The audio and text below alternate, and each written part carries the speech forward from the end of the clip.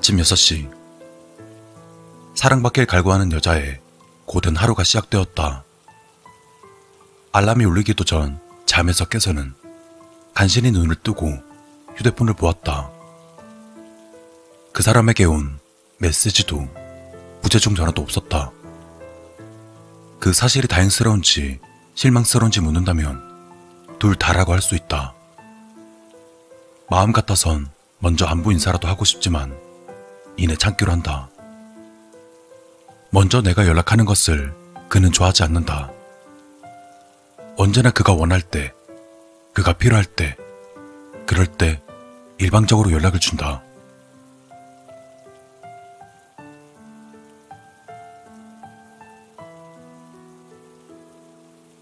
어제 지우지 못한 화장 때문에 눈이 따끔거리는 것을 느끼며 욕실로 향했다. 밤새 피부를 괴롭히던 화장을 말끔히 지워냈지만 개운함보다는 맨 얼굴을 드러냈다는 불안감이 찾아왔다. 수건으로 얼굴을 닦은 뒤 거울을 보지 않고 곧바로 화장대로 향했다. 맨 얼굴을 마주하는 게 내키지 않지만 이번만큼은 외면할 수 없다. 한숨을 내쉬며 마주한 얼굴. 내 본 모습이자 내가 가장 바라지 않는 모습. 혜지라는 여자의 모습이었다. 절망적인 모습에 치를 떨어준 뒤 서둘러 화장을 시작했다. 시계의 긴 바늘이 한 바퀴 반을 돌고 나자 못난 혜지에서 미녀 제시로 완벽한 변신을 할 수 있었다. 제시, 그가 나에게 붙여준 이름이다. 제시? 제시라고 부를게. 네 눈동자랑 잘 어울리거든.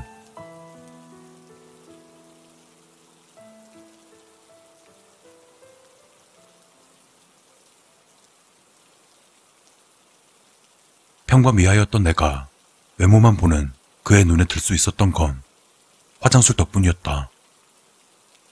이러기 위해서 메이크업 아티스트가 된 건 아니지만 적어도 지금은 내 직업과 능력에 감사하고 있었다. 그렇다고 내가 화장이라는 가면 뒤에 숨어서 그를 속이고 있는 건 아니었다. 단 한 번 난 그에게 혜지로서 마주 선 적이 있었다. 그가 분위기 좋은 호텔로 날 데려간 그날, 화장조차 지우지 않고 제시로서 그에게 안긴 뒤 불안감을 가진 채 제시라는 가면을 벗고 맨 얼굴로 그의 앞에 섰다. 다행히 그는 충격을 받거나 날 미워하지 않았다. 뭐, 괜찮아. 하지만 난 혜지보다 제시를 더 사랑해. 그러니까 내 앞에선 언제나 제시로 있어줬으면 좋겠어. 이후로 난 완전하게 제시로 살기로 마음먹었다.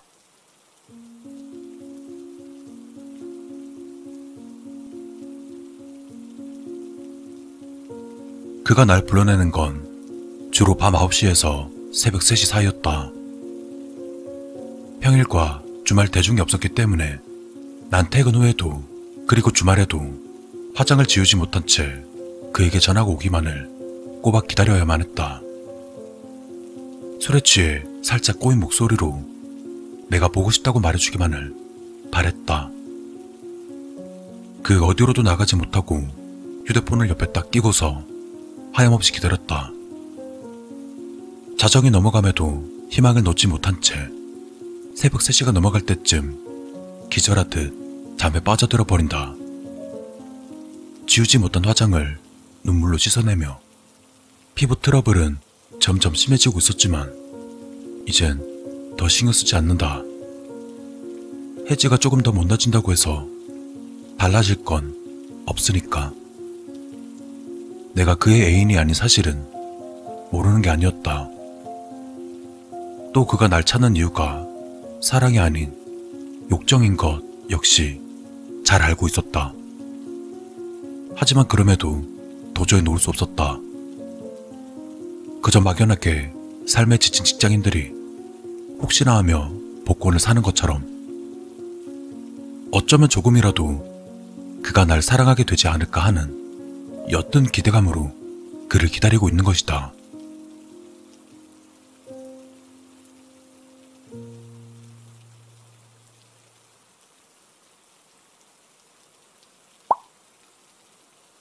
새벽 1시를 넘어갈 무렵 갑작스런 메시지 소리에 침대에 비스듬히 기대 졸고 있던 나는 다급히 휴대폰을 들었다. 그였다. 샤인 모텔 408호.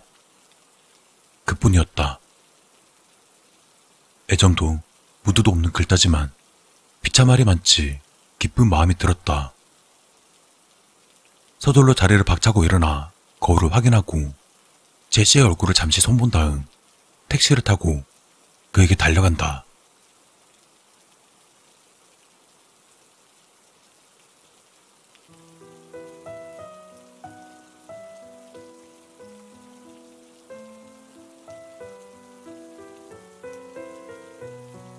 날 마주한 그에게선 역시나 사랑을 느낄 수 없다. 그럼에도 그의 품은 따뜻했다. 충족되지 않는 애정을 갈구하며 그에게 안긴 뒤 그는 다정한 키스도 없이 욕실로 들어갔다. 그를 따라 들어가 씻는 대신 난 조용히 옷을 챙겨 입었다. 여기서 씻을 수도 그의 품에서 아침을 맞을 수도 없었다. 그의 앞에서 해지가 되면 안 되니까. 제시로 와서 제시로 안기고 제시로 떠난다. 그게 그의 규칙이었다.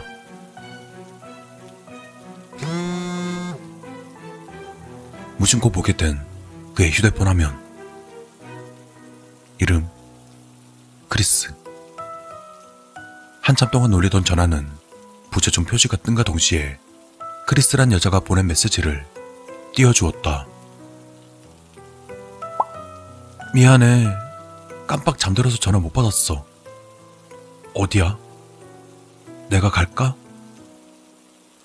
아마도 나와 크게 다르지 않은 여자인 듯했다. 이 여자도 그에게 크리스로서만 다가설 수 있을까? 그때 조급한 크리스의 다음 메시지가 들어왔다. 린다랑 있는 거 아니지? 미안해. 전화 좀 받아줘. 린다라는 여자도 있는 모양이었다. 그가 여러 여자를 만난다는 건 새삼스러운 것도 없는 사실이었지만 전에 없는 기분이 들었다. 제시, 크리스, 린다. J, K, L. 내가 제시인 건 눈이 예뻐서가 아니다. 그저 그가 편의를 위해서 알파벳 순으로 이름을 매겼을 뿐. 샤워를 끝낸 그는 내겐 눈길조차 주지 않고는 그대로 침대에 누워서 잠에 빠져들었다. 난 말없이 불을 꺼주고는 밖으로 나와 택시를 잡았다.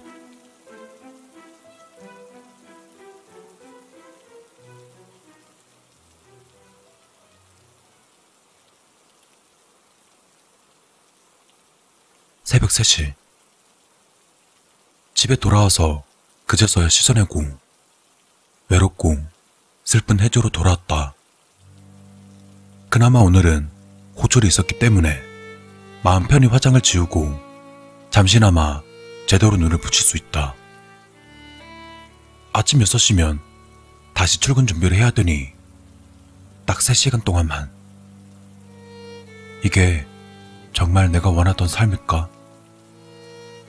하루에도 수십 번씩 하던 질문을 다시금 던졌다. 하지만 너무나 서글프게도 이번 역시 이 질문이 날 변화시키지 못했다. 다시 아침이 오면 사랑받길 갈구하는 제시의, 아니 제이의, 아니 혜지의 고된 하루가 시작될 것이다. 이제 와서 그 3가지 이름 중 내가 뭘 더 원하는지는 알 수 없었다. 어쩌면 셋 다 원하지 않았는지도 모른다. 그래도 오늘만큼은 크리스나 린다보다, 그리고 어쩌면 존재할지 모르는 아이리스나 마틸다보다 제시가 더 행복했다는 터무니없는 위안을 삼을 뿐이었다.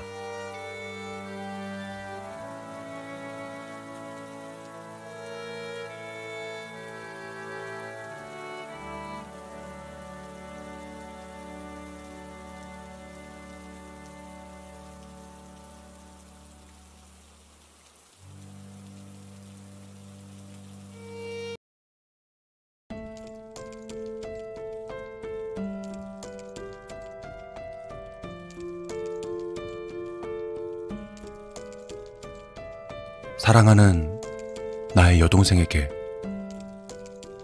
너에게 편지를 쓰려 마음먹고 나서야 이 편지가 너에게 주는 첫 번째 편지란 걸 알게 되었구나.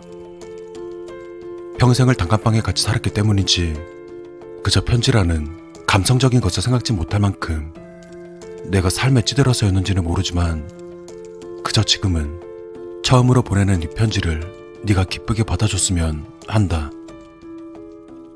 너에게 꼭 하고 싶은 말이 있어 쓰게 된 편지지만 어떻게 이야기를 꺼내야 할지 막막함이 느껴지구나. 그러니 그냥 처음부터 떠오르는 대로 하나하나 이야기를 해보려 한다.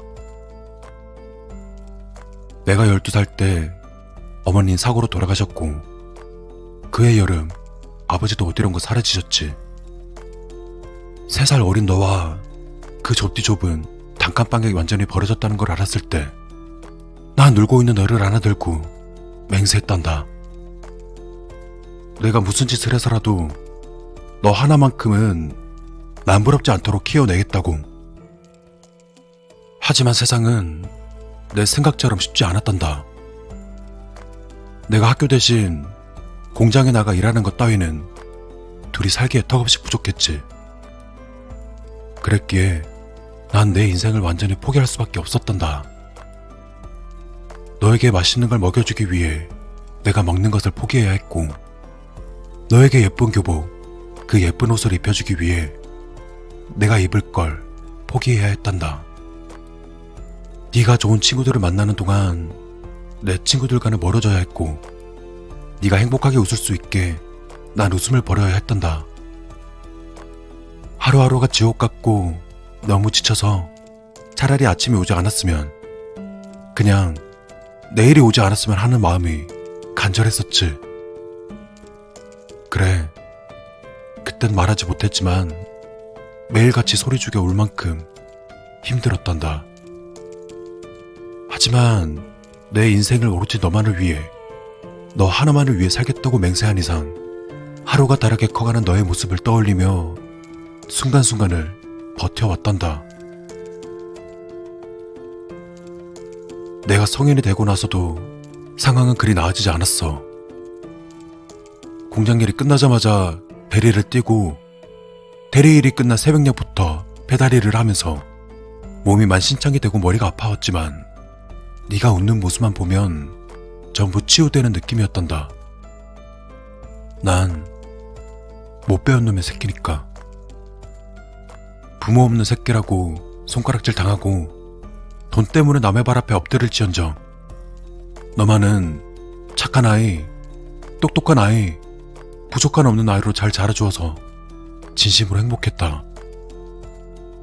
나에게 넌 삶의 이유이자 희망이자 전부였다. 네가 고등학교를 졸업하던 그때 명문대까지는 아니지만 수도권의 그럴싸한 대학에 합격했다는 소식을 전한 그때 난 너에게 조심스럽게 물었었다. 학생의 신분이 끝나는 느낌이 어떠냐고. 사실 내 질문의 의도는 감상 따위를 묻는 게 아니었다. 평범한 학생으로서 부모 없는 가난한 학생이 아니라 남들과 다를 바 없는 여학생으로서 부족함 없이 잘 보냈냐는 의미였지. 넌 내 의도를 알아챘는지 웃으며 대답해 주었단다. 이 오빠 덕분에 남들과 다를 바 없이 친구를 사귀고, 남들과 다를 바 없이 놀러 다니고, 누릴 것을 전부 다 누릴 수 있었다고. 그 말을 듣고 나서야 난 안심하고 너를 따라 웃을 수 있었단다. 한편으로는 조금 욕심이 생기기도 했지. 이제 성인이 되었으니 너도 조금은 네 인생에 책임을 져야 할 것이고 나 역시 조금은 내 인생을 되찾을 수 있지 않을까 하는 욕심. 하지만 대학 등록금은 그리 만만치 않았지. 그리고 여대생은 여고생과 비교하기 힘들 정도로 많은 돈이 필요했었다. 내게 손을 벌려오는 날이 많아질수록 난 버거움을 느꼈단다. 슬쩍 지나가는 식으로 아르바이트를 해보는 게 어떠냐 말해보기도 했지만 넌 공부에 집중하고 싶다며 단칼에 거절했지. 조금은 서운했지만 그래도 참기로 했단다. 그래, 네가 제대로 공부해야 우리 남매가 산다. 네가 훌륭한 사람이 돼서 성공하면 그땐 웃을 수 있으니까. 아직은 내가 조금 더 고생을 해야겠구나. 그렇게 생각하고 일을 더 늘렸지. 네가 졸업을 하고 취업을 하게 되면 나에게도 시간이 주어질 거라 믿었단다. 이제 와서 하는 말이지만 난 여유가 생기면 다시 공부를 하고 싶었단다. 못 배운 것에 대한 서름 때문인지 아니면 내가 포기해야 했던 것들에 대한 보상 심리인지 가장 먼저 공부하고 당당하게 검정고시를 보고 싶었단다. 그래서 예전부터 조금이나마 시간이 생길 때마다 잠잘 시간을 줄여가며 네가 고등학생 때 보던 교과서 따위를 들여다보곤 했지. 네가 성공해서 돈을 많이 벌면 그땐 나도 마음의 짐을 내려놓고 공부를 다시 시작할 수 있을 거라 믿었단다. 하지만 넌 대학을 졸업하기도 전에 웬 남자 한 명을 데려왔지. 결혼하고 싶다는 말과 함께.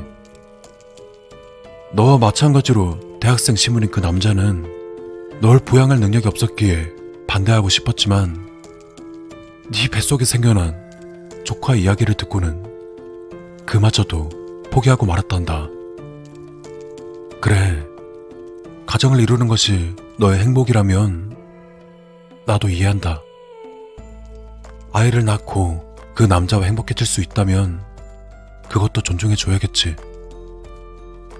내 욕심으로는 더 능력 있고 돈 많은 남자에게 시집 보내고 싶지만 그래도 책임감 있고 건실해 보이는 그 남자를, 가장 소중한 네가 선택한 그 남자를 나도 믿어보기로 했단다.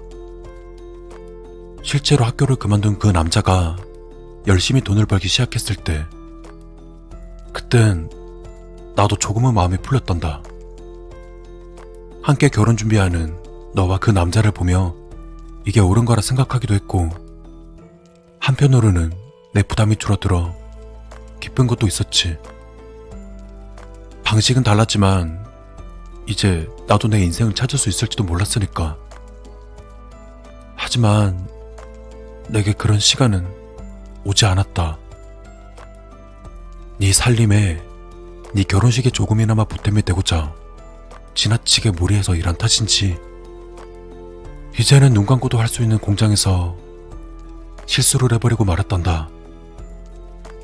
빠른 대처 덕에 기계 속으로 빨려 들어가는 건 막을 수 있었지만 왼쪽 손목만은 포기해야 했다. 외팔뚝이가 되었다는 슬픔보다는 이제 널 부양할 능력이 없다는 사실이 더 슬펐단다. 그간 몸뚱이 하나 믿고 해내던 대부분의 일들을 할 수 없게 되었으니까. 마음을 다 잡아봐도 그간 고생한 것과 그간 포기한 것들, 그리고 앞으로 절대 가질 수 없게 된 것들이 자꾸 떠올라 어리광을 부리게 되더구나. 그래서 나답지 않게 약한 모습을 보이며 너에게 물었단다. 이제 네가 날 돌봐줄 수 있겠냐고. 넌 한동안 말이 없다가 뒤늦게 어색한 미소를 지으며 천천히 고개를 끄덕였지. 하지만 난 알 수 있었단다. 네 표정, 그리고 망설이는 동안 스쳐간 입술의 떨림으로 모두 알 수 있었단다. 그래, 네 행복이 망가지는 걸 원치 않았겠지. 이제 힘들었던 단칸방 생활을 청산하고 사랑하는 남자와 결혼해서 행복한 신혼생활을 즐길 생각에 들떠 있었는데 웬 외파리 짐덩어리가 딱 달라붙는 게 너에겐 탐탁지 않았겠지. 난 널 이해한다. 그간 너도 마음고생 많이 했고 이제 제대로 된 행복을 가지게 되었음에도 그 모든 것을 방해하는 나에게 결국은 고개를 끄덕여 주었으니까. 하지만 이해한다고 해서 상처가 되지 않는 것은 아니었단다. 내 전부를 바쳐 키워낸 네가 나를 짐짝 같은 걸 따위로 취급해도 될까? 오로지 포기하기만 했던 내가 이것마저 포기해야 할까? 넌 내게 단순한 여동생이 아니라 삶의 이유였고 삶 자체였단다. 가족, 그리고 가족이었지. 그럼 너에게 이 오빠는 뭐였을까? 그냥 돈 벌어다 주는 사람? 인생을 순탄하게 만들어주는 사람? 그냥 일방적으로 받기만 해도 되는 사람? 정말 그렇다면 아무것도 해줄 수 없는 지금은 내가 뭐가 되지? 인생을 방해하는 짐짝일까? 그냥 아무것도 아닌 남이고 타인일까? 너에겐 작은 망설임이었겠지만 그것 하나로 난 평생을 바친 모든 것이 부정당했단다. 내가 포기한 모든 것이 너의 지금을 만들었지만 넌 내게 작은 배려 하나 보여주지 못했단다. 마음이 수만 갈래로 찢겨지고 차라리 아버지에게 버려졌던 그때 같이 죽어버릴걸 하는 생각. 나 혼자였다면, 너만 없었다면 난 더 나은 삶을 살았을 텐데 하는 생각. 그마저도 아니라면 차라리 그 기계에 빨려 들어가 죽어버릴걸 하는 생각. 온갖 나쁜 생각들. 날 상처 입히고 날 무너지게 할 온갖 나쁜 생각들이 내 머릿속에 가득 차서 견딜 수 없었단다. 아직까지 마음이 괴롭지만 한 가지 확실한 건 그래도 난 여전히 널 사랑한다는 사실이었단다. 너를 사랑하기 때문에 네가 행복하길 바란다. 그래서 가족으로 남기 위해 너의 짐이 되지도 않을 거고 그렇다고 너에게 짐이 되지 않기 위해 타인이 되고 싶지도 않단다. 그래서 이제 내 생애 처음으로 네가 아닌 나를 위한 이기적인 선택을 하려 한다. 네가 이 편지를 받는 오늘, 그래, 너의 결혼식 날, 피로연을 마치고 집으로 돌아와서 신혼여행 갈 준비를 하면서 이 편지를 받아보고 있겠지. 어쩌면 이미 내 소식이 전해졌는지도 모르겠지만 결혼식에서 마지막으로 너의 얼굴을 보고 이 편지를 너의 신혼집으로 보내자마자 그대로 목을 매달 생각이다. 내가 죽으면 더 이상 너에게 짐이 되지도 않고 가족으로 남을 수 있겠지. 왜 굳이 오늘이라는 질문엔 잊혀지지 않기 위해서 라고 말해주고 싶다. 죽어서 잊혀진다면 그것이야말로 내가 가장 두려워하는 타인이 돼버리는 것이니까. 단순히 내 기일이라면 네가 기억하지 못할지도 모르지만 네가 가장 행복한 날임이 분명한 결혼기념일에 내가 죽는다면 잊고 싶어도 잊을 수 없겠지. 그렇게라도 네가 날 기억해 주었으면 한다. 더불어 행복해야 할 날의 내 죽음이 너에게 우울함을 가져다 줄 테니 그간 괴롭고 서운했던 내겐 소심하고도 처절한 복수가 되기도 한단다. 이기적인 선택이지만 이 역시 내 평생 그려왔던 것처럼 너를 위한 선택이기도 함을 이해해 주길 바란다. 사랑하는 내 동생아, 내 목까지 행복하길 바란다. 이건 일말의 거짓도 없는 진심이다. 아이를 낳고 가족을 만들어 행복하되 1년에 단 하루만이라도 날 기억하고 아주 조금은 괴로워했으면 한다. 다시 한번 결혼 진심으로 축하하며 행복하길 바란다. 가족이 되고 싶었지만 짐이 되었고 타인이 되기 싫어 미움받기를 선택한 못난 오빠가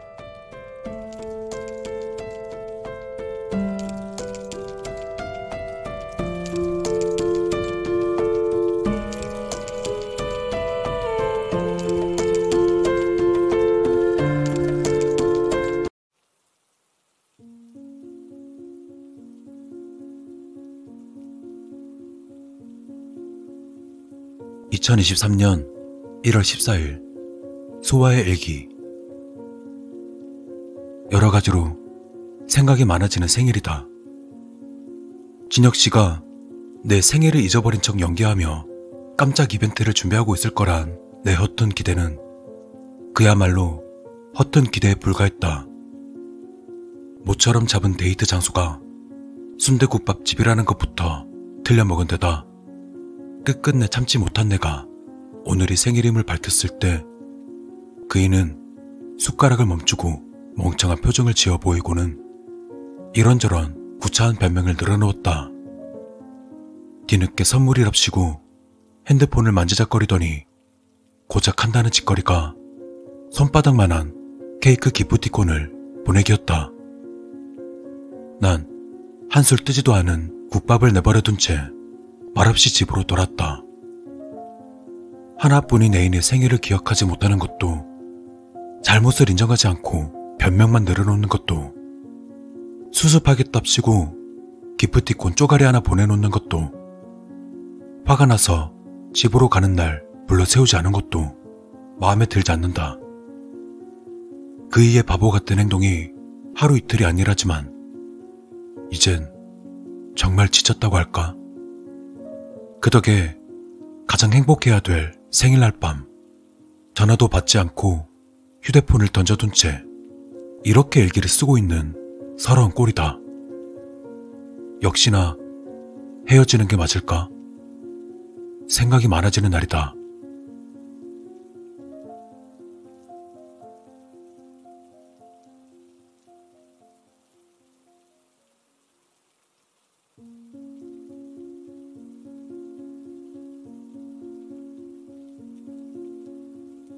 (2023년 1월 14일) 소아의 일기.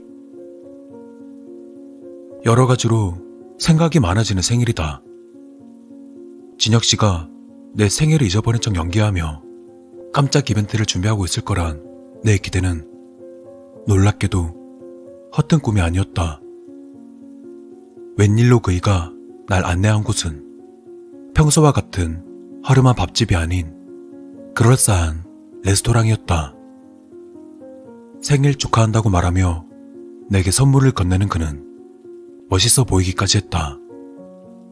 내가 원하던 커플링은 아니었지만 제법 고심해서 고른 가방이었다.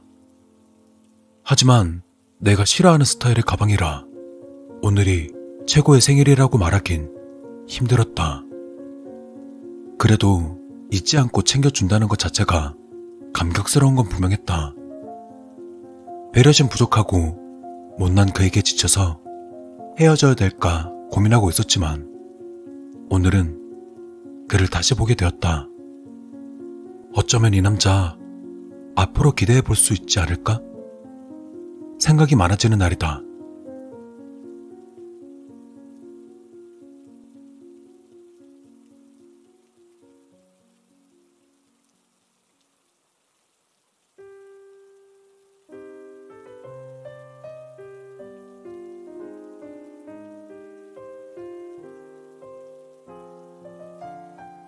(2023년 1월 14일) 소아의 일기.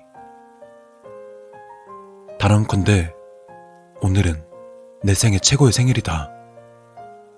진혁 씨가 내 생일을 잊어버린 척 연기하며 깜짝 이벤트를 준비하고 있을 거란 내 기대는 상상을 뛰어넘는 멋진 모습이 되어 현실로 다가왔다.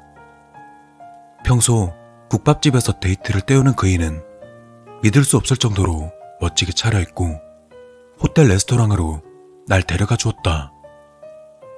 화려한 식당과 음식들도 훌륭했지만 무엇보다 감동이었던 건 내 생일을 기억해 주문 물론 마치 내 마음을 읽기라도 한 것처럼 멋진 커플링까지 준비했다는 것이다. 평소엔 내가 먹지 않는 음식도 자주 깜빡하던 사람이 내가 좋아하는 와인도 줄줄 외울 정도로 자상하고 센스 있는 모습을 보여주었다. 마치 그이는 오늘을 아주 오래전부터 준비한 사람처럼 능숙하고 화려했다. 그와 멋진 시간을 보내고 집으로 돌아와 일기를 쓰는 이 순간에도 그 여운이 가시질 않는다. 헤어져야 될까 고민하던 어제의 내가 우스울 정도로 그에게 감동하고 또 사랑이 깊어졌다. 이 남자라면 내 미래를 맡길 수 있다. 당장이라도 결혼 생각이 간절했지만 조금은 침착해지기로 했다. 결혼은 준비할 게 아주 많으니 시간을 충분히 두고 준비해야 한다. 식장부터 시작해서 드레스, 메이크업도 중요하고 신경 쓸 게 한둘이 아니니까. 생각이 많아지는 날이다.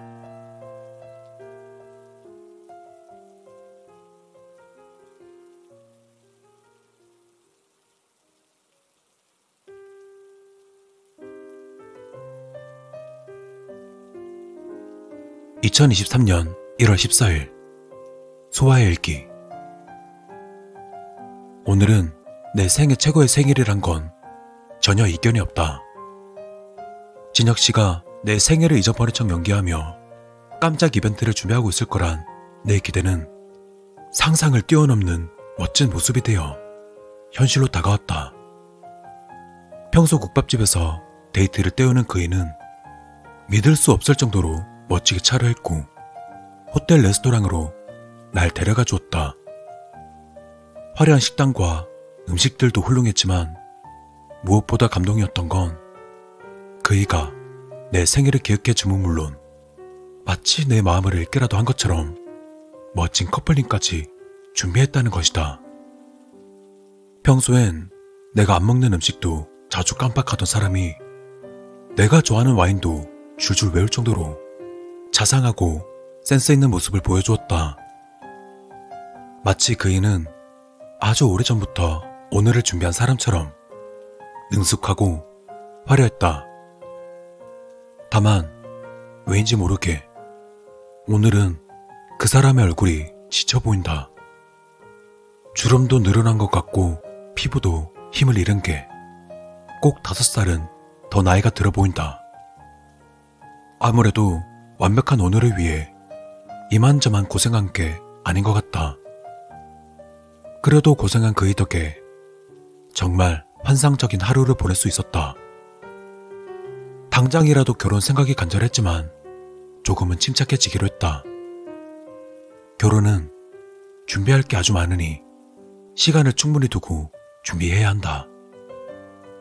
식장부터 시작해서 드레스, 메이크업도 중요하고 그 일을 위해 피부 관리도 따로 시켜줘야 될 것 같으니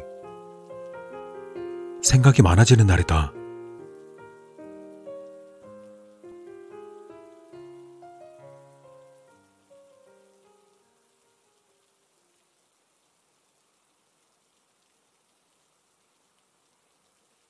(2023년 1월 14일) 소아의 일기. 여러 가지로 생각이 많아지는 생일이다. 진혁 씨가 내 생일을 잊어버린 척 연기하며 깜짝 이벤트를 준비하고 있을 거란 내 헛된 기대는 그야말로 헛된 기대에 불과했다. 반강제로라도 얼굴이라도 보려 했지만 그이는 끝내 몸이 안 좋다는 핑계로 데이트조차 거부했다. 목소리가 꼭 나이든 아저씨처럼 쩍쩍 갈라지는 게 진짜 아픈 건지도 모르지만 마음이 상한 나머지 오늘이 생일이란 얘기도 하지 않고 온종일 집에만 처박혀 있었다. 난 그이에게 과연 뭘까? 애인이 맞기는 할까? 그이의 바보 같던 행동이 하루 이틀이 아니라지만 이젠 정말 지쳤다고 할까?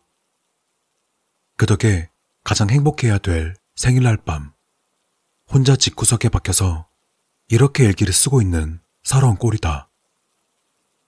역시나 헤어지는 게 맞을까? 생각이 많아지는 날이다.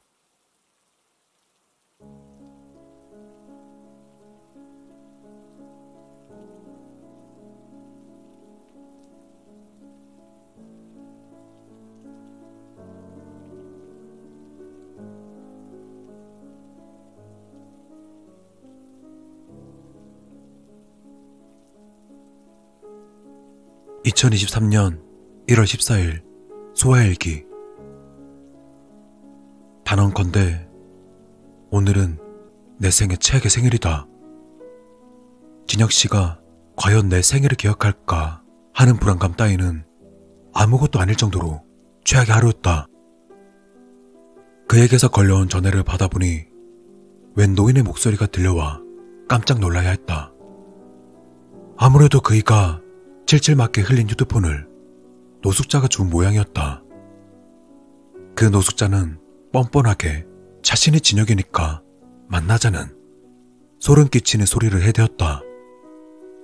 행복한 하루를 보내도 모자랄 판에 이따위 섬뜩한 짓거리를 당하다니. 그이는 뭘 하고 있는지 연락도 되질 않는다. 너무 서러워서 휴대폰을 집어던지고 온종일 집에서 울기만 했다. 그이의 바보 같은 행동이 하루 이틀이 아니라지만 이젠 정말 지쳤다고 할까? 그 덕에 가장 행복해야 될 생일날 밤 혼자 집구석에 박혀서 이렇게 일기를 쓰고 있는 서러운 꼴이다. 역시나 헤어지는 게 맞을까? 생각이 많아지는 날이다.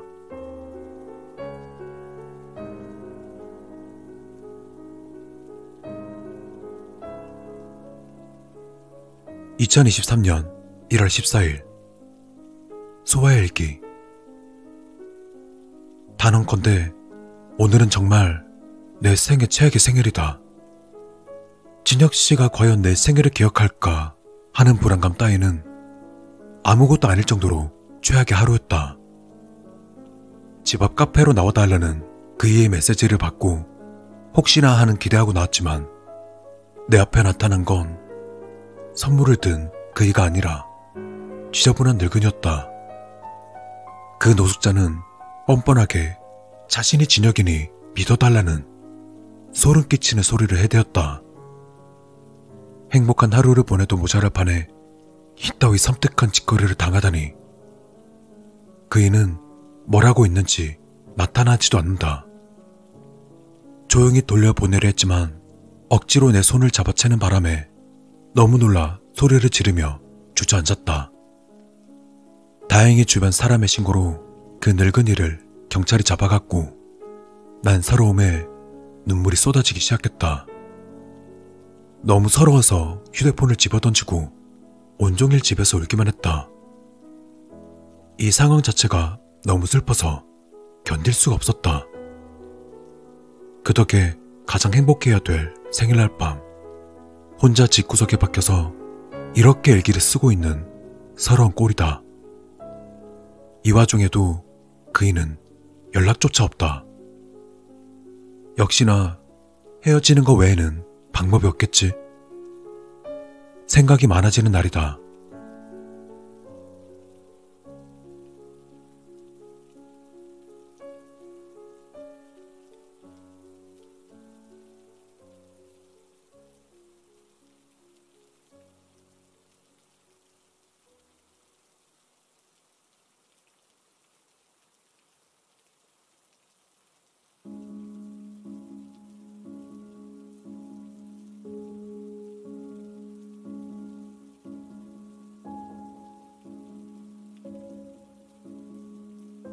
(2023년 1월 14일) 17,523번째 진혁의 일기.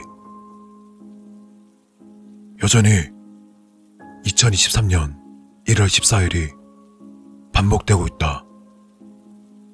무슨 짓을 다 해봐도 자정이 되면 모든 것들이 2023년 1월 14일 아침으로 돌아온다.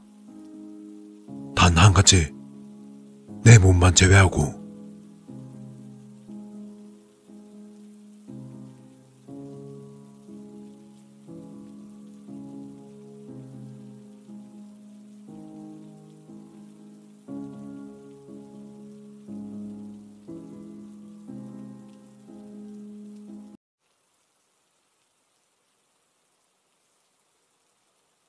$19,800.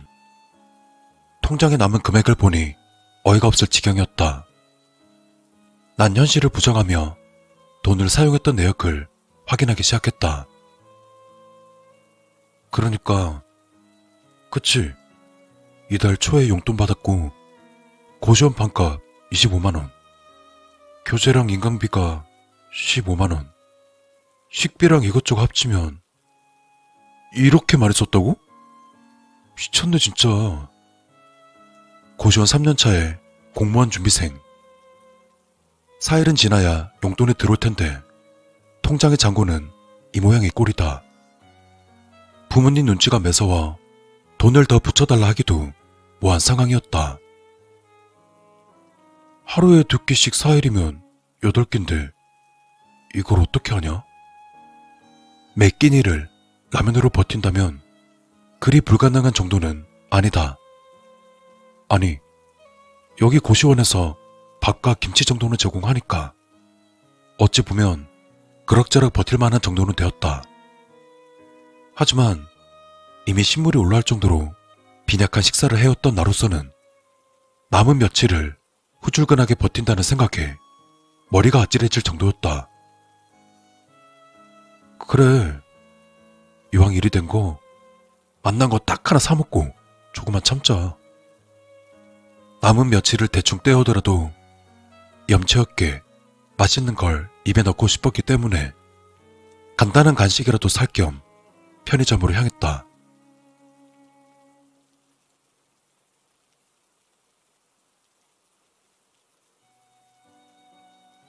뭐야, 왜 이리 비싸? 시원하게 쓰자 마음먹고 당당히 들어온 편의점이었지만 과자나 아이스크림 따위의 가격을 보고는 순식간에 소심해졌다. 과자 하나에 2,500원? 와, 이 돈으로 소세지를 사도 2끼는 먹겠다. 아이스크림? 이 작은 게 이따위로 비싸? 이런 찌질한 말을 뱉어대며 편의점을 2바퀴쯤 돌아본 뒤 소심하게 주식굴 하나와 미니 약과를 사서 나왔다.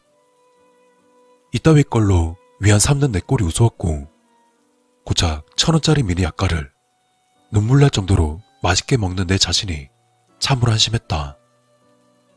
주식굴 한 방울까지 탈탈 털어먹고는 허탈감에 빠져 편의점 야외 의자에서 멍하니 앉아있었다. 그렇게 10분쯤 멍하니 시간을 죽이고 있을 때 어떤 여자 한 명이 편의점에서 나오는 것이 보였다. 반투명한 비닐봉지 안에는 하겐다즈 대여섯 개가 아무렇지 않게 담겨있었다. 하겐다즈. 맹세코 지금껏 편의점에서 하겐다즈가 있는 냉장고를 열어본 기억이 없었다. 나에게 너무나도 멀리 있는 고급 아이스크림. 맛있겠다. 그렇게 멍하니 내뱉은 난 화들짝 놀라며 퍼뜩 정신을 차렸다. 나도 모르게 머릿속으로 생각한다는 걸 소리내어 말해버린 것이다. 여자는 그 말을 들었는지 내게 다가오기 시작했다. 난 참을 수 없는 민망함에 모른 척하려 했었다. 아니, 그게 아니라 다급히 변명하려는 나에게 여자는 아무 말 없이 하겐다즈 하나를 내게 내밀었다. 예? 아니, 그게 아닌데. 당황해서 손살에 찌는 나에게 여자는 내 손으로 아이스크림을 쥐어주고는 그대로 가버렸다. 여자의 등 뒤에 대고서 다급히 감사의 인사를 표하고는 멍하게 아이스크림을 들고 있었다. 부끄러운 이야기지만 처음으로 먹어본 하겐다즈의 맛은 너무도 강렬했다. 그날이 있었던 뒤로 다시 그녀를 볼 수 있지 않을까 하는 기대로 매일같이 편의점을 기웃거렸다. 그리고 내 기대대로 가끔 편의점에서 그 여자를 볼 수 있었다. 나이는 30 중반 정도 되었을까? 복장을 보니 평범한 회사원처럼 보였는데 언제나 피로에 찌든 표정으로 편의점에서 하겐다즈나 수입 맥주, 간식 등을 잔뜩 사가곤 했다. 그리고 근처를 기웃거리는 나와 눈이 마주치면 아무런 말도 없이 내게 초콜릿이나 맥주 등을 나누어 주곤 그대로 사라졌다. 상황이 그렇다 보니 부끄럽게도 그녀가 주는 이런 자잘한 것들에 의존하기 시작했다. 그 덕에 공부할 기운을 얻었지만 역시나 의문이 있었다. 저 여자가 날 왜 이리 챙겨주는 것일까? 매번 그녀와 대화를 시도해보려 했지만 언제나 먹을 것만 지어주고 떠날 뿐 나와 이야기할 생각은 없어 보였다. 그쯤 되자 더 이상 나도 궁금해하지 않기로 했다. 그냥 그 여자가 예전에 힘들었던 때가 생각나 선의를 보이는 거겠지 하고 생각한 것이다. 그렇게 일방적인 선의는 몇 주간 계속되었다.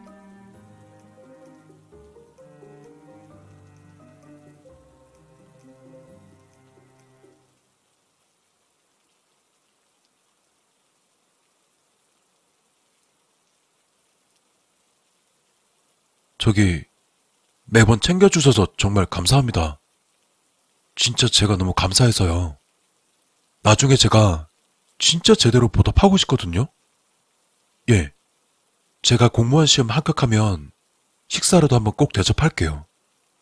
내일 시험인데 그쪽 덕에 진짜 정말 너무 힘을 얻어서 꼭 붙어서 제가 어떻게든 보답할게요. 여느 때와 같이 편의점 앞에서 간식을 건네는 그녀에게 횡설수설 말했다. 언제나 대답 없던 그녀였지만 이번만큼은 예외였다. 잠깐만요. 처음 들어보는 목소리였다. 그녀는 그렇게 말하고는 어디론가 사라졌다가 작은 보온병 하나를 들고 돌아왔다.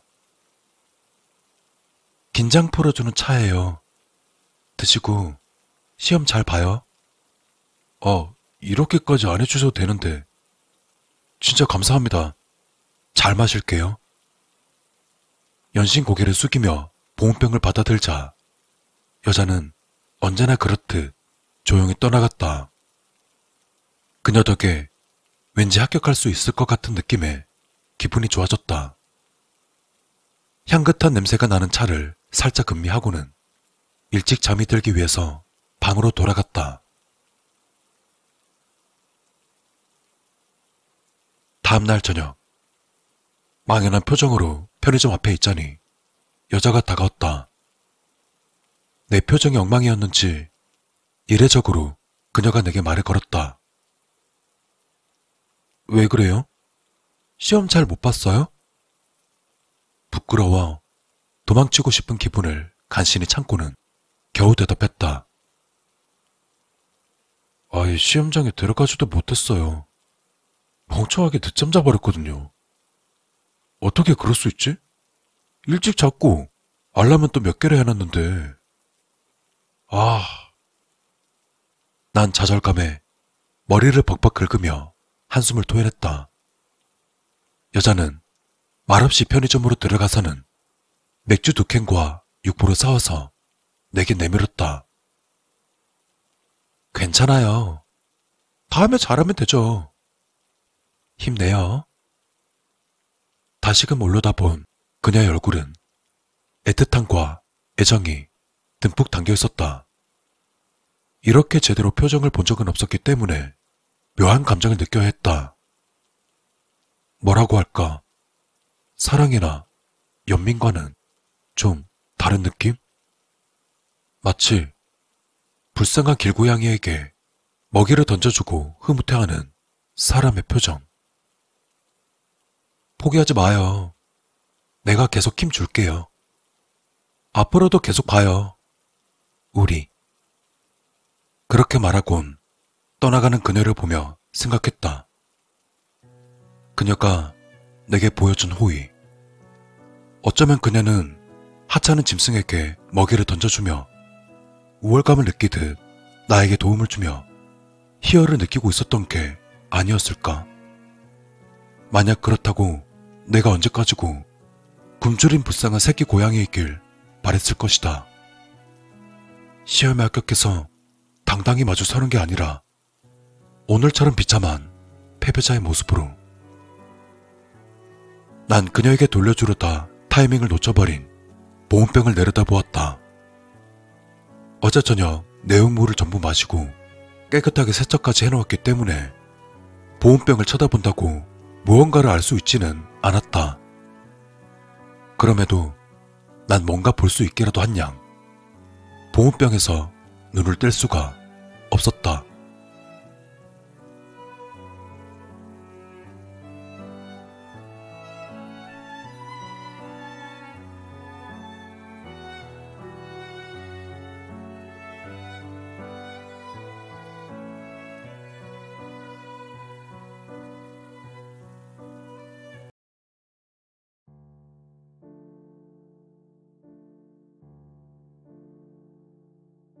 사실 그래.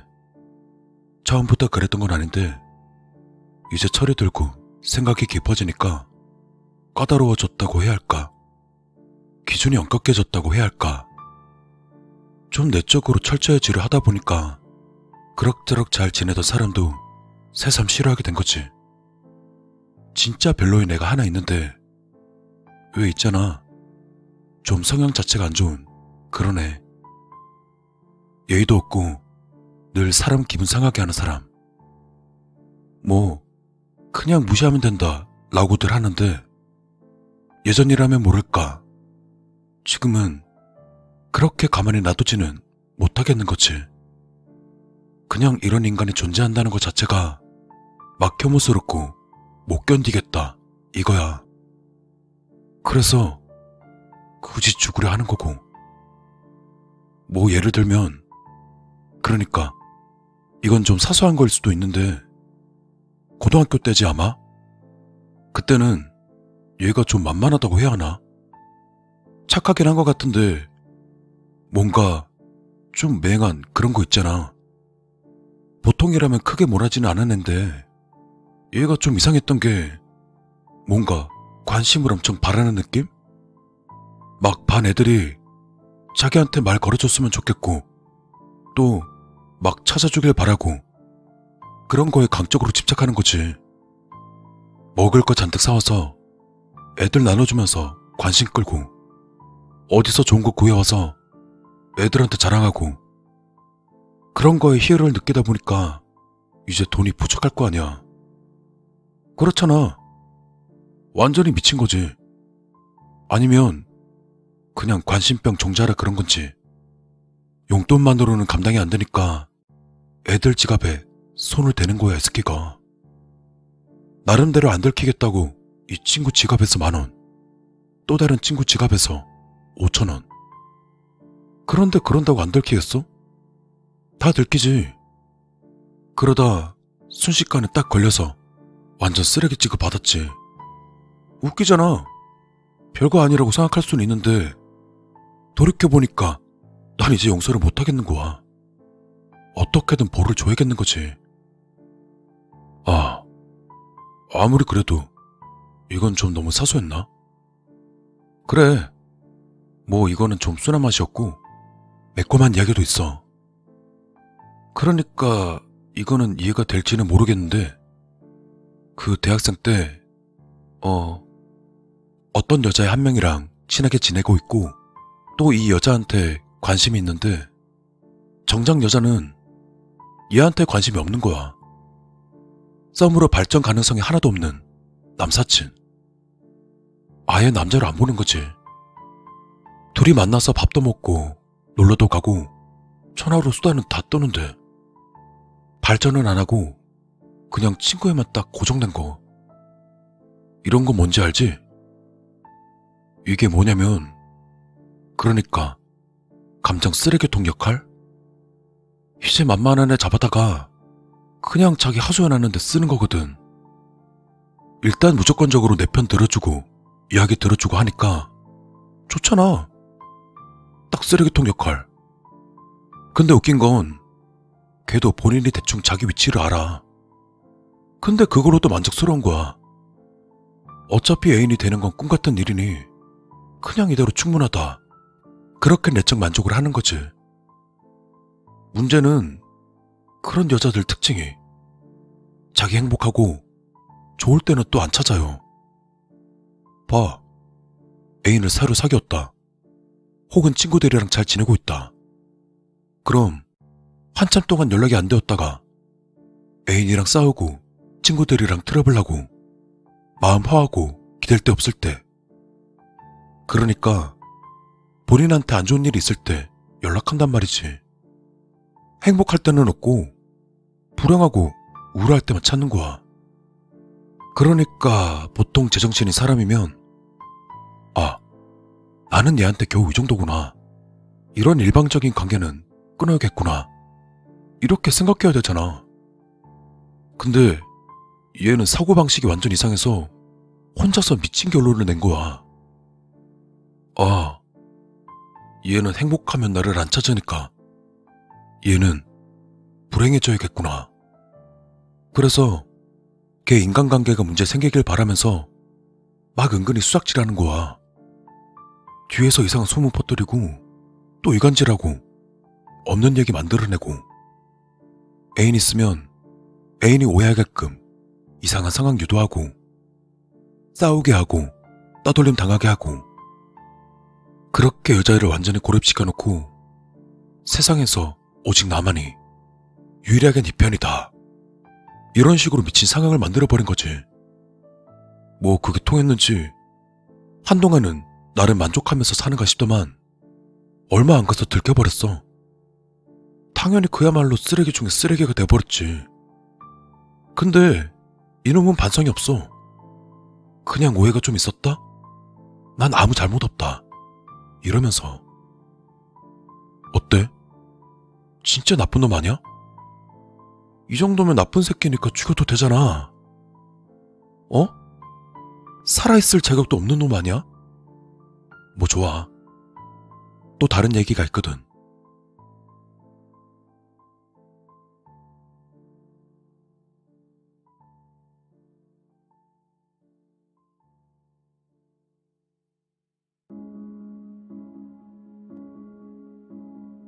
대학 졸업하고 공부하러 고시안에 살 때 얘긴데, 그때 이놈은 이제 완전 자신감 없는 상태였거든?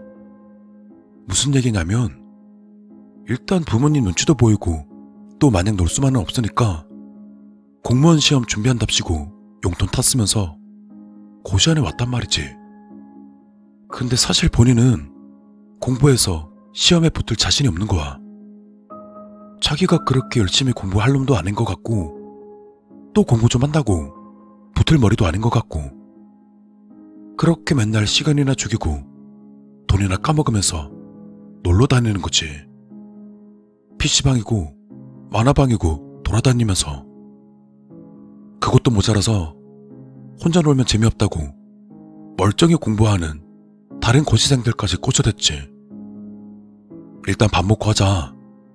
공부도 밥은 먹어야 될 거 아니야. 내가 살 테니 가자. 그렇게 불러내서는 당구 한 판, PC방 1시간. 이렇게 계속 꼬셔대서 남 공부까지 방해하는 거야. 이 미친 새끼가. 돈 떨어지면 또 부모님한테 징징거려서 용돈 타고, 그것도 모자라서 친척들한테까지 손 벌리고, 그렇게 2년 3년 시간만 죽이고 있으니까 부모님도 이건 아니다 싶은 거지. 그래서 공부 때려치고 공장이든 어디든 취업해서 돈 벌어와라 해버린 거지. 지원도 전부 끈타시 해가지고. 근데 공부도 안 하던 놈이 취업이라고 했겠어? 그냥 이런저런 핑계대면서 준비하는 척, 공부하는 척. 이제 용돈도 못 받으니까 고등학교 친구네서 얼마, 대학 동기한테서 또 얼마. 고시 안에서 알고 지내던 사람이 어디 취업했다더라 소리 들리면 또 거기 찾아가서 얼마 빌려 쓰면서 평생을 그렇게 빌부터 산 거지. 돈도 없는 놈이 일할 생각은 안 하고 그냥 기생충 새끼 마냥 그렇게 몇 년 보내니까 이제 어떻게 수습을 못하는 거야. 빌린 돈은 터무니없이 많지. 나이는 먹었지. 잃어놓은 건 없지. 이제 뭐 되돌리고 싶어도 그냥 답이 없는 거지. 이게 이런 쓰레기가 세상에 어딨어? 이런 놈이 세상에 남아있어서야 되겠냐고. 당연히 다 잡아 죽여야지. 사회학은 뿌리까지 싹 뽑아버려야 한다니까. 이게 틀려? 맞잖아. 생각해보면 다들 그렇게 생각할 거 아니야.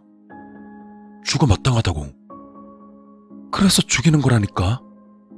다른 거창한 게 있는 게 아니야. 왜? 아직 좀 부족한 것 같아? 그럼 이런 건 어때? 돈 없고 능력 없는 주제에 여자는 욕심이 나는지 틈만 나면 연애할 궁리나 하고, 머리도 나쁜 게 힘든 건 안 하려고 버티고 있으니 만년백수 신세고, 부모님께 전화해서 한다는 말이라곤 돈 좀 보내달라는 소리밖에 없는 데다 매번 말만 그럴싸하게 하면서 정작 하는 것 없이 시간이나 축내는 거지. 대책은 없으면서 이런저런 병만만 늘어놓지. 이런 개쓰레기 새끼가 살아서 뭐해? 이런 병신 같은 새끼가 뭘 잘났다고 살아있냐고. 민폐만 끼치고 도움은 안 되는 쓰레기 같은 새끼! 지 잘못도 모르고 평생 핑계만 대는 나고자 새끼! 노력도 안 하고 의지도 없는 버러지 같은 새끼! 당장 쳐 죽어도 울어줄 사람 하나 없는 실패자 새끼! 그런 인간이 살아서 뭐해? 죽어야지! 대가리 빈 새끼 마냥 평생을 그따위로 병신같이 살았으면 뒤에 늦게라도 잘못을 알아챘으면 양심상 조용히 뒤지는 게 맞잖아. 그냥 혀를 깨물고라도 뒤져야지. 근데 왜? 왜? 뭐 때문에 못하고 있는 건데? 왜 죽지도 못하고 벌벌 떨면서 혼자 주저리 헛소리를 하는 건데? 그냥 뛰어내리면 돼. 그래, 이제라도 철 들었고 정신 차렸으니까 벌 받자. 이제 와서는 도저히 수습이 안 되니까 그냥 다음을 기약하자. 다 싫잖아. 내가 용서가 안 되잖아. 당장 내일도 버틸 자신이 없잖아. 지금까지 한 번도 내 힘으로 뭘 한 적 없으니까 이번 한 번만, 딱 한 발자국만 앞으로 가보자. 딱 한 발자국만.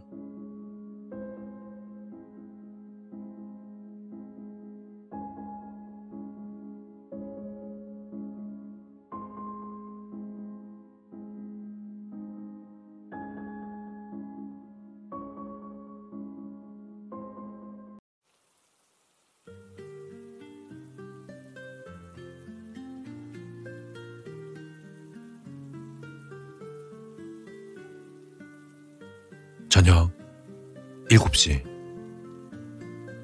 저 멀리 보이는 고급 아파트와 비교하면 내가 서 있는 골목은 허접해 보였다.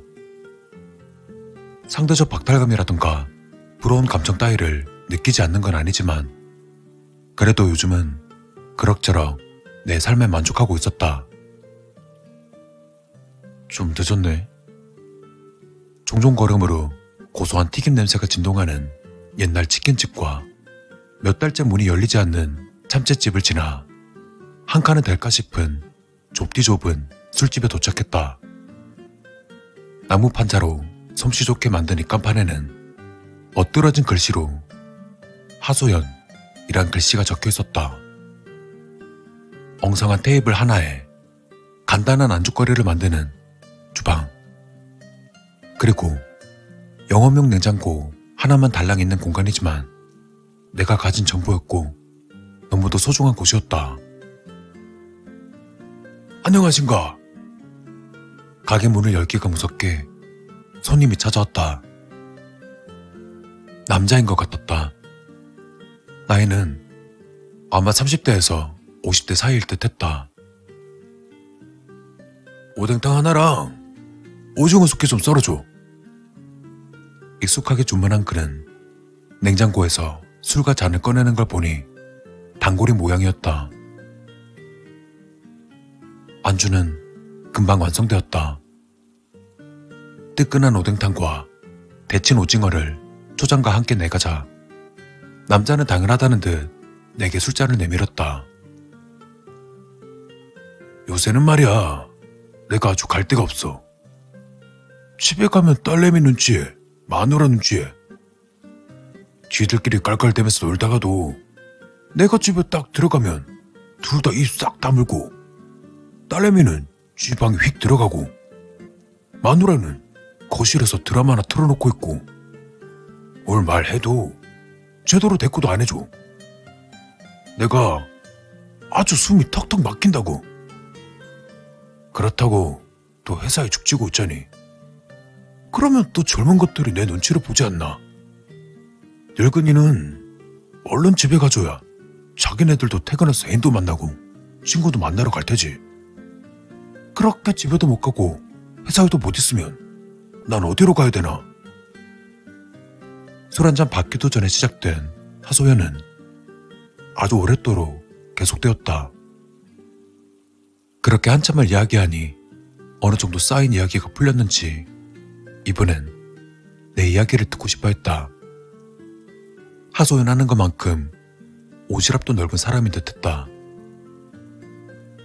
그래서 자네는 요새 어떤가? 어머님은 잘 계시고 애인은 아직 없나? 얼른 결혼해야지 자네도. 쉴 새 없이 쏟아지는 질문 공세에 진땀을 빼며 대답을 해야 했다. 어머님은 잘 계시죠?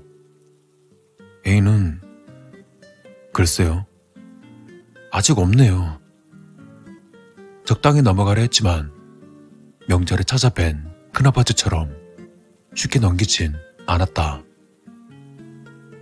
왜 없어? 친구도 있다며. 그 친구한테 여자 소개해달라고 하든가. 아무래도 예전에 내가 이 남자에게도 이런저런 이야기를 많이 했던 모양이었다. 그렇게 잔소리를 한참 듣고 나서야 간신히 풀려날 수 있었다. 속 시원히 떠든 것이 썩 마음에 들었는지 남자는 술값 외에도 팁이라면서 5만원짜리 한 장을 챙겨주기까지 했다. 오늘도 잘 마시고 가네. 난 아무리 생각해도 여기만큼 편한 데가 없어. 자주 보세나. 뭐 당연히 다음에 또 봐도 자네는 날 알아보지 못할 테지만.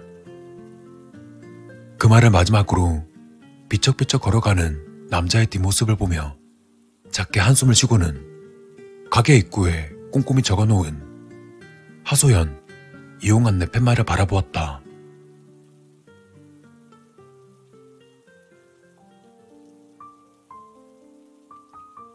하소연. 본 술집은 한 번에 한 명의 손님만을 받는 1인 술집입니다. 주인장이 직접 술 친구가 되어 손님의 하소연을 들어드립니다. 안주는 직접 주문해 주셔도 좋고 다른 곳에서 포장해 오시거나 배달도 가능합니다. 주인장은 안면 인식 장애를 앓고 있습니다. 손님이 누군지 전혀 알아보지 못함은 물론 이 술집에서 들은 이야기를 절대 발설하지 않으니 마음 놓고 속내를 털어놓으셔도 좋습니다. 알아보지 못한다. 맞는 이야기였다. 애초에 단굴처럼 보이는 그 남자를 난 기억하지 못한다. 아니, 정확히는 알아보지 못한다. 팻말에 적힌 대로 심각한 안면 인식장애를 앓고 있었기 때문에 난 사람의 얼굴을 기억하기는커녕 사람의 나이와 성별을 가늠하는 것조차 어려움을 느낀다. 목소리, 말투, 복장, 버릇 등등 인지할 수 있는 모든 것들마저 꼼꼼히 기억하지 못하는 덕에 내 가게를 찾아오는 사람들은 하나같이 아무런 부담 없이 어떤 하소연이고 할 수 있다. 물론 술친구 개념이니 내가 이야기를 하는 경우도 있지만 대부분은 듣는 것이 일이었다. 방금 전에 남자와 같이 흔한 중년의 하소연부터 시작해서 남에게는 절대 말할 수 없는 은밀한 비밀들과 윤리적으로 차마 꺼낼 수 없었던 숨겨진 욕망의 말들까지 직장 상사를 죽이고 싶어하는 사람들은 오히려 얌전한 편이었다. 친척에게 욕정을 품었다는 사람, 지금 애인은 너무 질려서 바람을 피운다는 사람, 지금 뱃속에 있는 아이가 남편 애가 아닌 것 같다고 걱정하는 사람. 그런 걸 듣고 있는 게 그리 쉬운 일은 아니지만 사회생활이 힘든 내 상황에서 이 술집은 삶의 이유 그 자체였다. 방금 같은 평범한 사람들이 만족하고 돌아갈 때면 나름의 보람 같은 걸 느끼기도 했다. 취기가 살짝 올라오는 걸 느끼며 테이블에 정리하고 있자니 다시금 문 열리는 소리가 들렸다.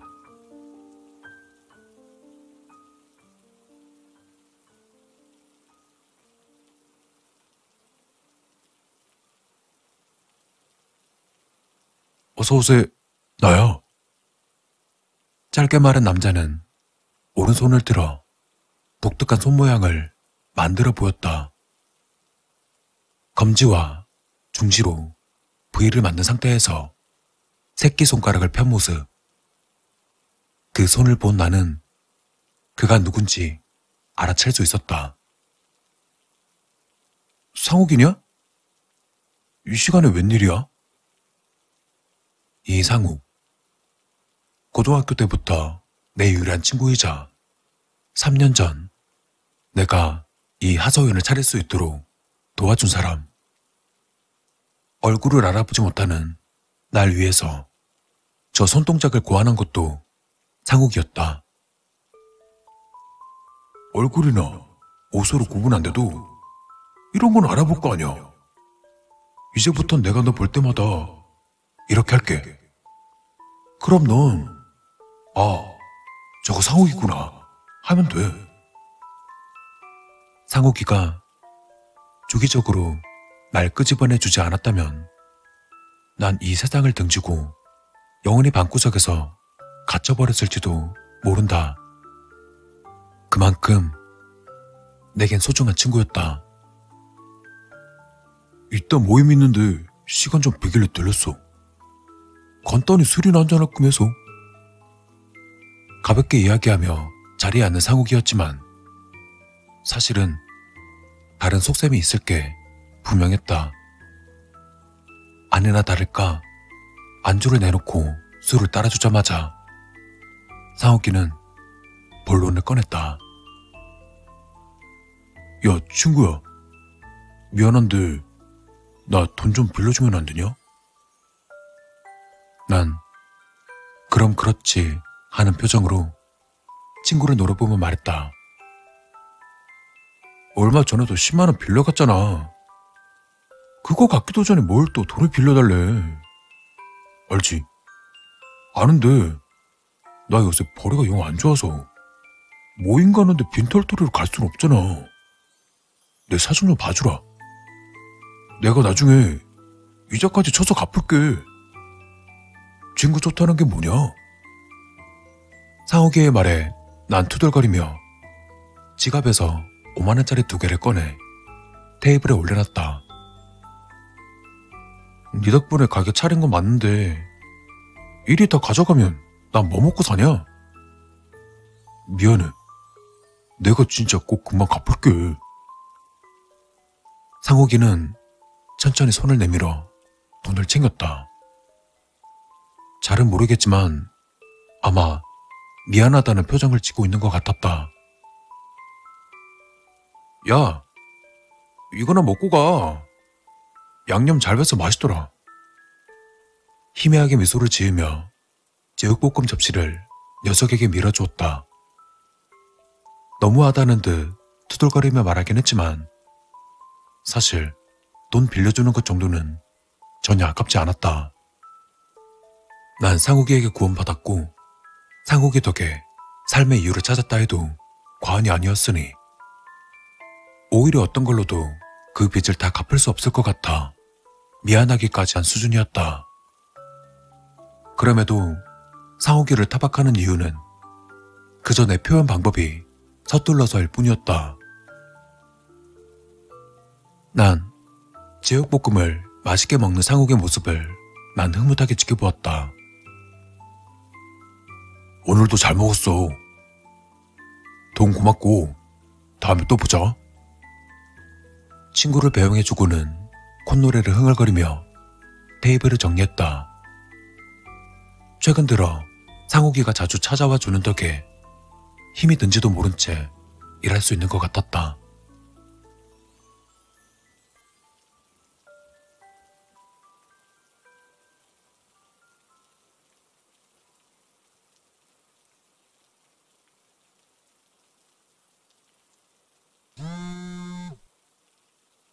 휴대폰 진동 소리에 휴대폰을 들어 문자를 확인했다.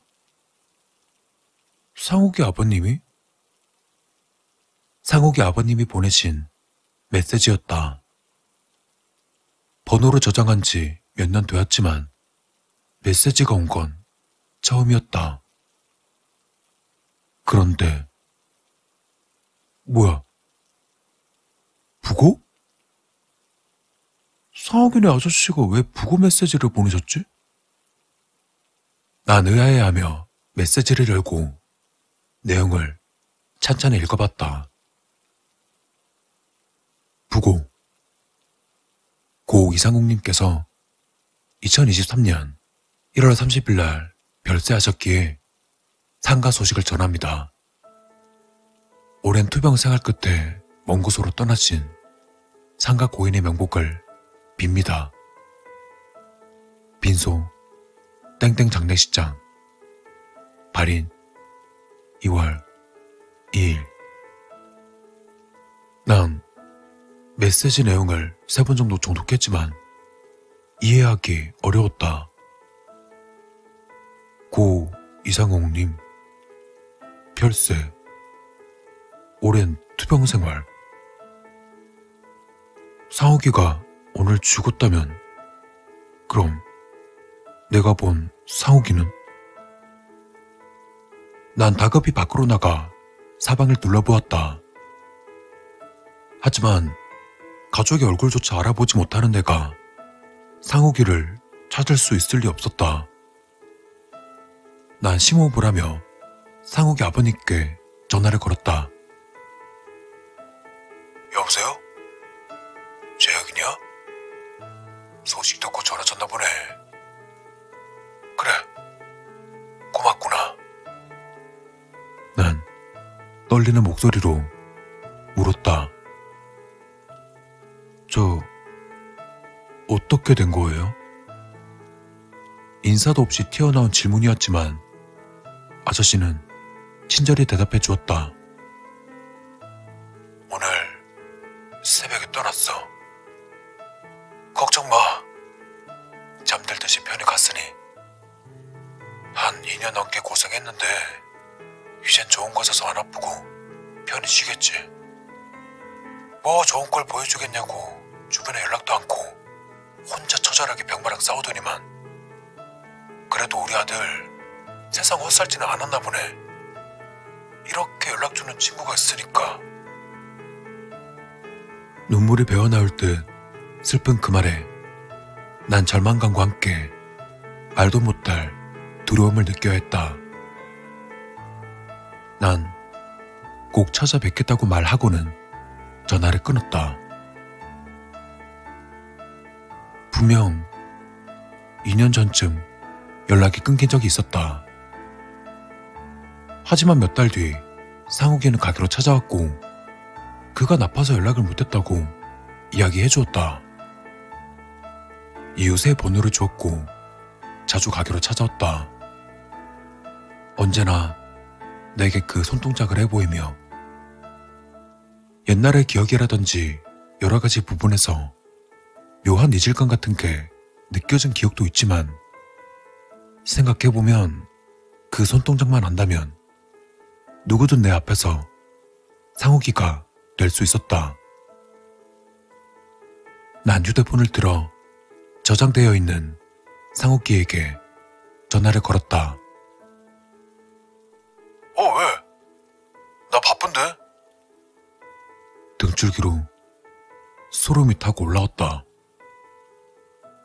한참 동안 숨을 가다듬은 뒤에야 간신히 입을 열 수 있었다. 너 누구야? 전화기 너머에선 잠시 말이 없다가 탄식 섞인 말이 들려왔다. 아이씨, 걸렸네. 그 말을 끝으로 전화는 끊어졌다. 곧바로 다시 걸어봤지만 차단했는지 통화가 되지 않았다. 다시금 타오르는 소름에 호흡이 힘들어짐을 느끼며 가게에서 뛰쳐나왔다. 차가운 밤 공기를 한참 들이마시고 나서야 조금은 진정이 되는 것 같았다. 힘겹게 주변을 둘러보았다. 많은 사람들이 지나다니고 있었지만 역시나 내겐 다 똑같아 보였다. 가짜 상욱이도 지금 이 사람들 틈에 섞여 있을까? 구역질과 함께 눈물이 터져 나왔다. 이제 와서 그 가짜가 누구인지 그 모든 것들을 어떻게 알았고 또 왜 그런 짓을 했는지는 중요하지 않았다. 그저 친구 하나 알아보지 못한 내 자신이 너무나 한심하고 혐오스러울 뿐이었다.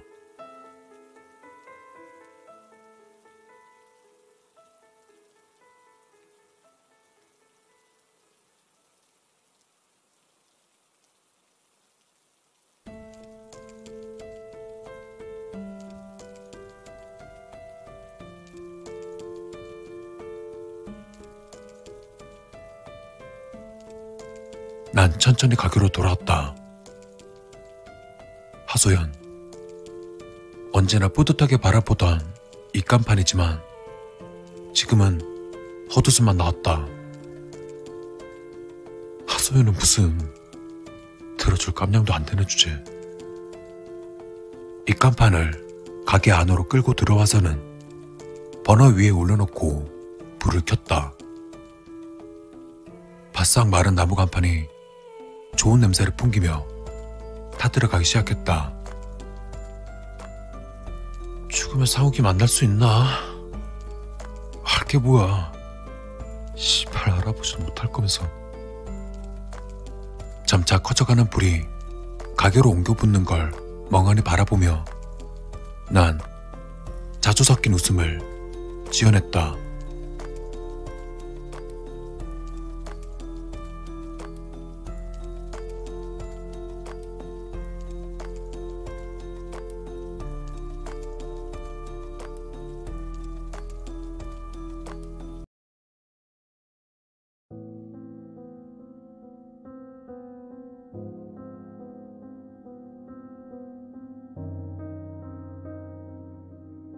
오늘은 2019년 9월 15일. 영상을 찍는 현재 시각은 23시 13분. 누군가 이걸 듣게 된다면 이걸 경찰서로 보내주시거나 신문사에 제보해서 널리 알려주시길 부탁드리겠습니다. 전 제가 지금 살고 있는 이 이상한 빌라에 대해 이야기하려 합니다. 제가 형편이 좋지 않아 무턱대고 싼 집을 탔다 보니 이런 곳까지 오게 되었습니다. 오래전에 지어진 건물이긴 해도 여러 가구가 살 수 있는 넓은 곳입니다. 하지만 이 건물도 이 안에 사는 사람들도 전부 정상이 아닙니다. 이곳의 주소는 말이죠. 한심하게도 모르겠습니다. 미친 소리 같지만 누군가에게 이곳을 알리려 할 때마다 꼭 기억 상실증에 걸린 것처럼 주소도 이름도 아무것도 기억나지 않습니다.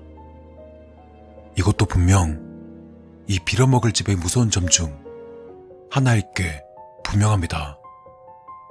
지금부터 제가 이곳에서 겪었던 정신나간 이야기들을 들려드리겠습니다.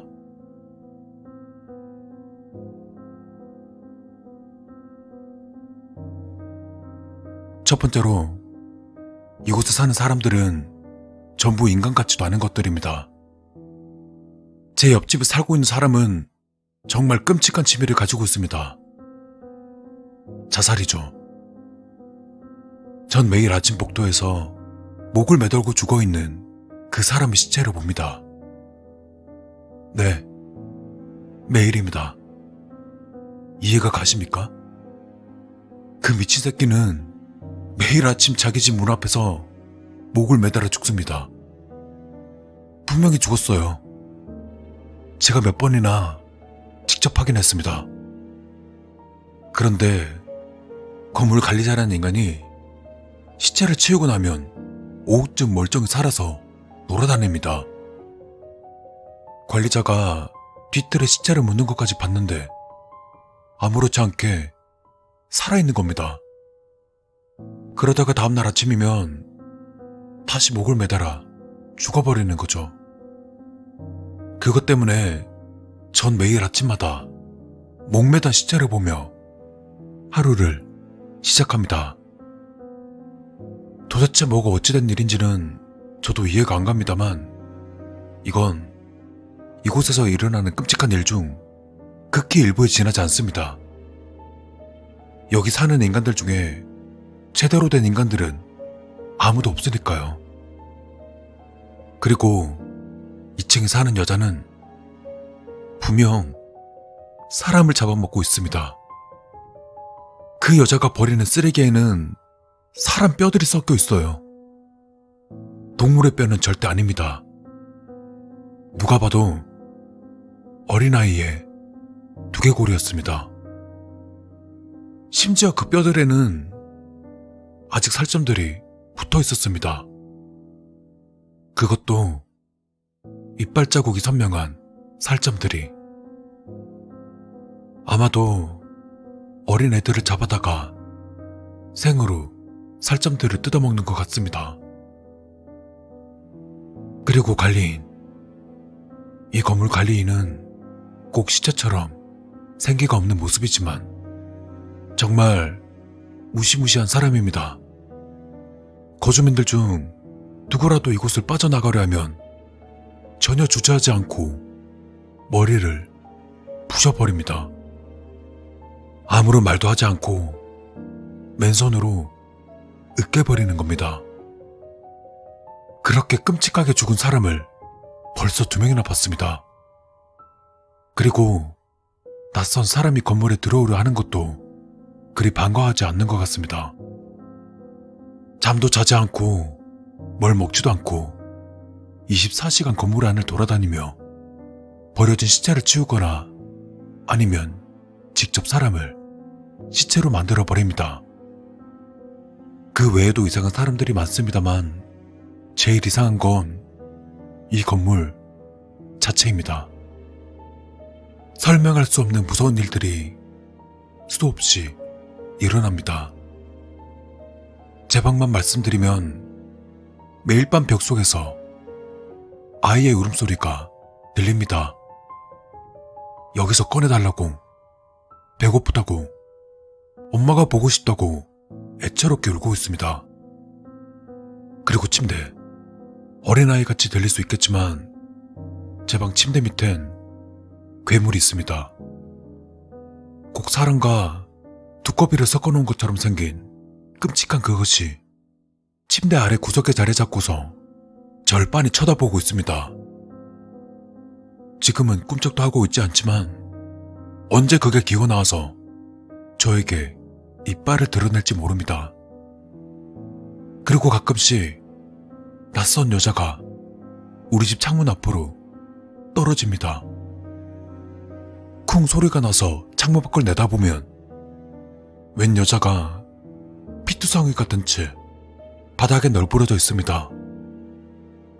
죽진 않았는지 조금씩 꿈틀대는 듯 제가 도움을 요청하기도 전에 관리인이 나타나서는 여자를 질질 끌고 갑니다.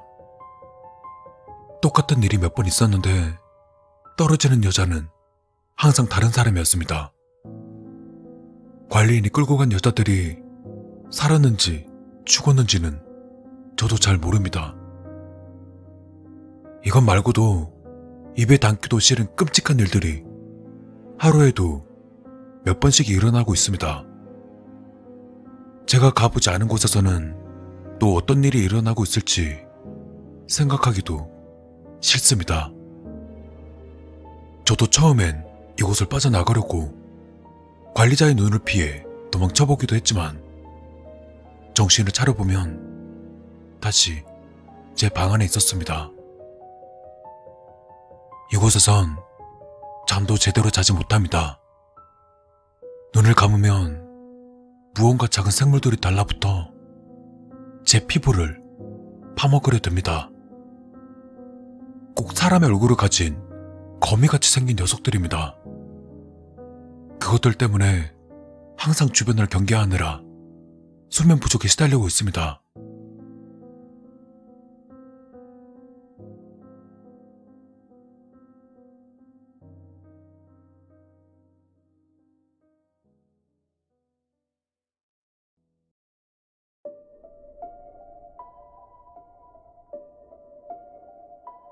영상을 보고 있는 당신께 부탁드리겠습니다. 제발 이곳을 찾아서 저를 좀 꺼내주셨으면 좋겠습니다. 경찰이건 군인이건 함께 와서 저를 구해주세요. 제가 살아서 이곳을 나갈 수만 있다면 반드시 보답하겠습니다. 제 이름은 김지훈. 8년 전 일어났던 연쇄 살인사건의 범인입니다. 제가 죽인 7명의 사람들에 대해 자백하겠습니다. 그러니 제가 이곳에 있다는 걸 경찰에 꼭 알려주시길 바랍니다. 그리고 빨리 와주세요. 차라리 감옥에서 평생을 살겠습니다. 아니, 사형을 당해도 좋습니다. 죽더라도 이곳에서 끔찍하게 죽기는 싫습니다. 절대로 안 됩니다. 제발 저를 잡으러 와주시길 바랍니다.